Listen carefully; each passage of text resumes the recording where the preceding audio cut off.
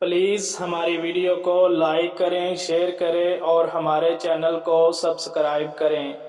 بسم اللہ الرحمن الرحیم۔ پرانے زمانے کی بات ہے، ایک آدمی کسی کے باغ میں داخل ہوا۔ اسے بہت زیادہ بھوک لگی ہوئی تھی۔ بھوک کی شدت میں کلیجہ منہ کو آ رہا تھا۔ اس نے بھوک مٹانے کے لیے درختوں پر نگاہ ڈالی۔ باغ میں سیبوں کا درخت نظر آیا، چنانچہ اس نے ہاتھ بڑھایا اور سیب توڑ کر اس کا آدھا حصہ کھا لیا۔ پھر باغیچے کے قریب ایک نہر کے پانی سے اپنی پیاس بجھائی، لیکن تھوڑی ہی دیر کے بعد وہ اپنی غفلت سے ہوش میں آیا، کیونکہ بھوک کی شدت کے سبب اس نے سیب کھانے سے پہلے سوچا نہ تھا۔ اب جب جسم میں طاقت آئی تو سوچنا شروع کیا اور خود کو مخاطب کر کے کہنے لگا، تیرا ناس ہو، بغیر اجازت سے کسی کا پھل کھانا تیرے لیے کیوں کر جائز ہو سکتا ہے؟ پھر اس نے قسم کھائی کہ جب تک باغیچے کے مالک سے مل کر اس سے معافی نہ مانگ لے وہ واپس گھر نہیں جائے گا۔ چنانچہ اس کے باغیچے کے مالک کو تلاش کرنا شروع کیا اور اس کا گھر پا کر دروازے پر دستک دی۔ مالک گھر سے نکلا تو اس نے اپنی آمد کا مقصد تفصیل سے بیان کیا۔ دراصل میں بہت بھوکا تھا، اس لیے میں نہر کے قریب واقع آپ کے باغیچے میں گیا اور اس سے ایک سیب آپ کی اجازت کے بغیر توڑ کر اس کا آدھا حصہ کھا لیا۔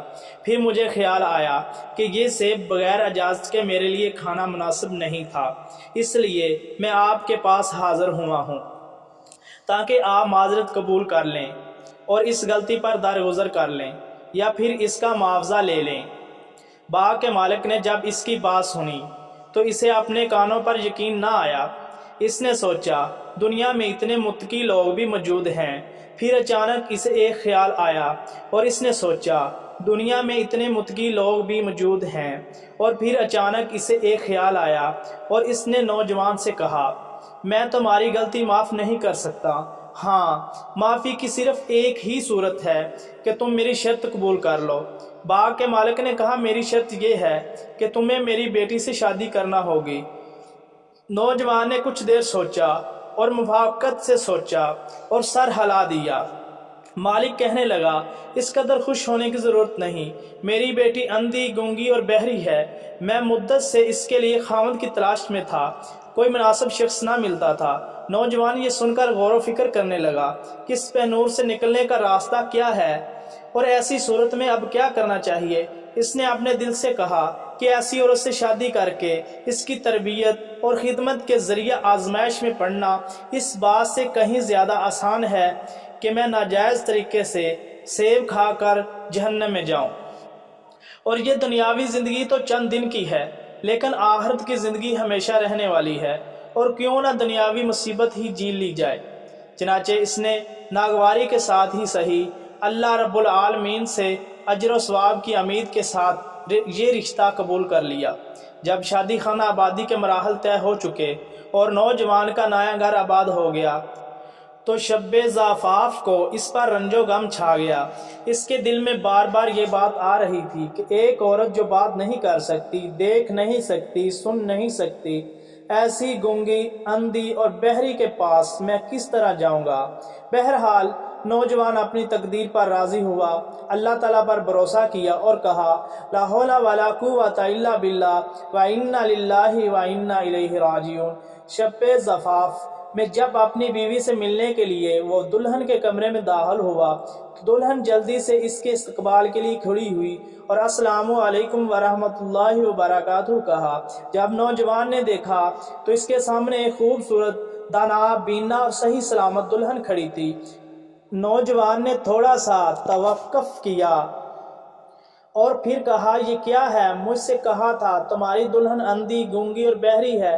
دلہن نے کہا کہ جو میرے والد صاحب نے کہا وہ بالکل سچ ہے۔ نوجوان نے کہا، مجھے ان ساری باتوں سے آگاہ کرو کہ حقیقت کیا ہے جو تمہارے والد نے مجھ سے کہی تھی۔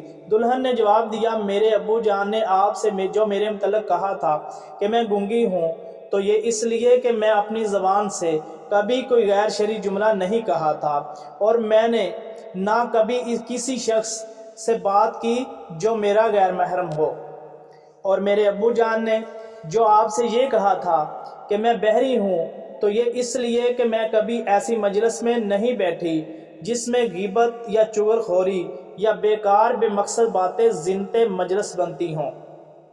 اور میرے ابو جان نے جو میرے متعلق یہ بات کہی تھی کہ میں اندھی ہوں، یہ اس لیے کہ میں نے کبھی اپنی نگاہ ایسے شخص کی طرف نہیں اٹھائی جو میرے لیے حلال نہ ہو یعنی غیر محرم ہو۔